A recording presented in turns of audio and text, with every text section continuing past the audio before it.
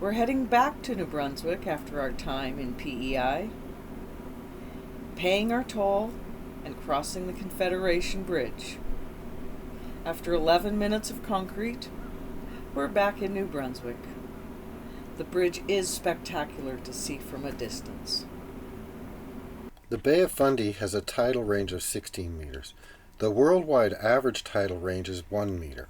Add to this, the tides in the Bay of Fundy are semi-diurnal, meaning they happen twice a day. Put this all together and what you get is approximately 100 billion tons of water moving in and out of the bay twice a day. Louise is going to be in tidal heaven.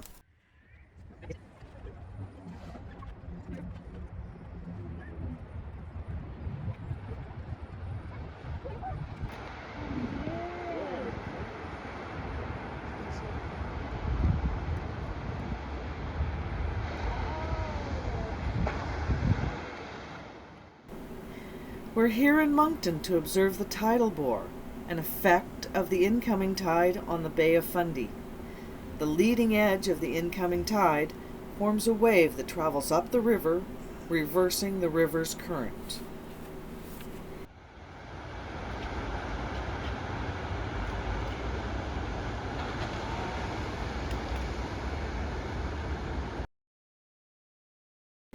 You can see how high and fast this basin fills. We're here at the Woodsman's Museum in central New Brunswick. We came to this museum to see this canoe. This is the Samuel de Champlain, one of 10 canoes raced from Rocky Mountain House, Alberta to Montreal, Quebec, for Expo 67. As you can see by this map, it's 3,700 kilometers from Rocky Mountain House to Montreal by road. By canoe, it's 5,283 kilometers. Of the 10 canoes used in the race, at least 5 are still around today, and I will talk about these canoes more in a later video. The museum has some good outdoor displays. Some of the vehicles look like they were just parked yesterday. There are also some great indoor displays as well. We also found this huge spider. We think it's a dark fishing spider, but we didn't stick around to ask. This is a Grumman Avenger. During World War II, it was a torpedo bomber, and likely looked like this. After the war, many were converted to civilian use, and this one became a water bomber.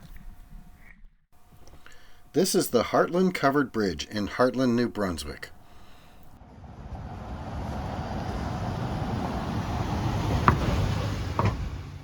It's 391 meters long and is the longest covered bridge in the world.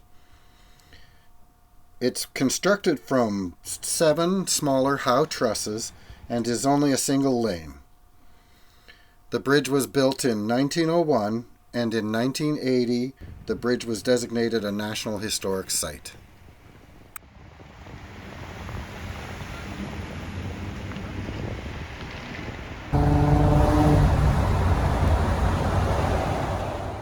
We've stopped at the Reversing Falls, another effect of the tide of Fundy.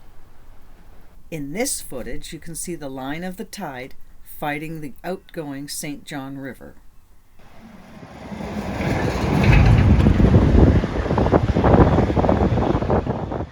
On our second stop at the falls, we were too late and missed the Reversing Falls effect. You can see in this footage, the incoming tide has risen over the rocks, creating the falls.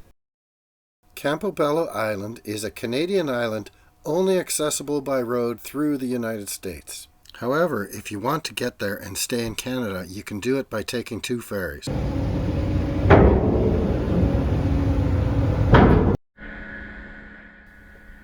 The first ferry takes about 30 minutes to get you over to Deer Island.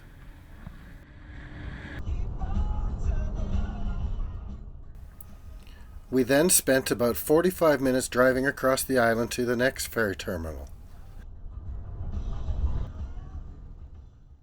This one was a little more rustic than we get in British Columbia. This tiny bay is the ferry dock. The ferry's just going to motor right up to the beach, drop its ramp,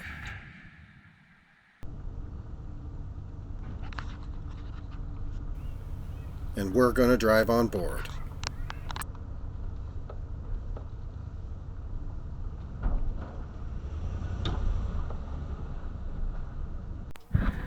The barge and tug are connected at a pivot point, enabling the tug to swing the barge around so cars don't have to back off at the other end. This is the bottom end of Deer Island with the state of Maine in the background. At Campobello Island, we got the luxury of docking at a concrete boat ramp. This is the Roosevelt Cottage, located in Roosevelt Campobello International Park. This international park is jointly administered by the United States and Canada. We toured the grounds while here and had a lovely lunch. And I found my new favorite tea. We enjoyed our time on the island, but needed to start heading home. So we drove back to the local ferry ramp. Somehow we managed to be behind the Medigas van again.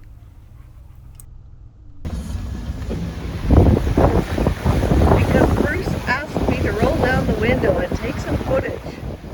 We did see a couple of porpoises.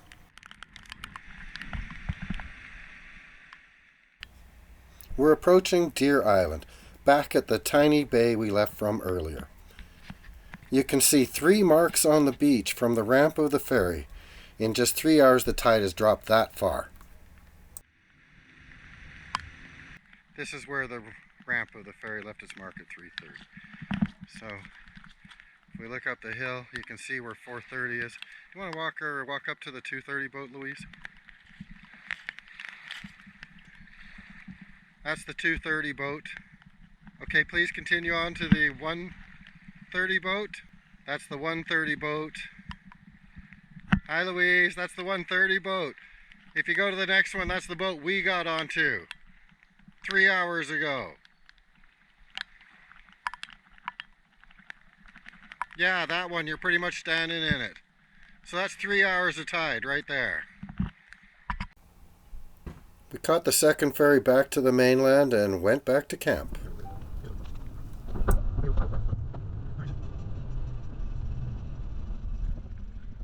We're here at Hopewell Rocks.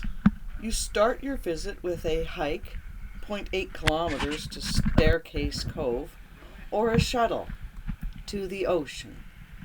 Pay for the shuttle on the way back. The tidal range is 16 meters.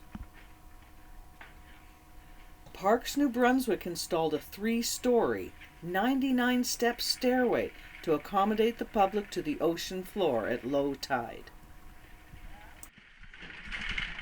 This is low tide. The rocks, or sea stacks, are caused by tidal erosion. They can be 12 to 21 meters tall.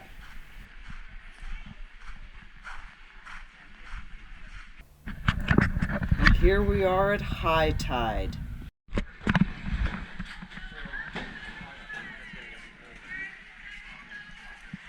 Please like and subscribe.